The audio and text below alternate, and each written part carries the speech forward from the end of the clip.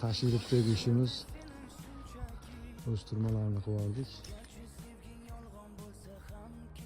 Hozir derazalariga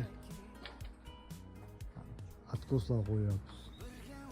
Oxirgi deraza qolib ketdi.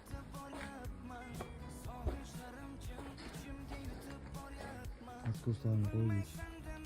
Ularga kafanlilarini qo'yib qo'ydik. Toshni orasiga. O'stirmani tutirib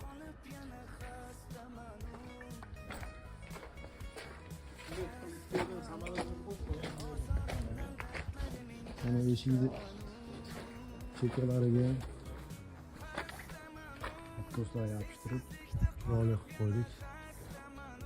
Aylantirib o'stirma tayyor.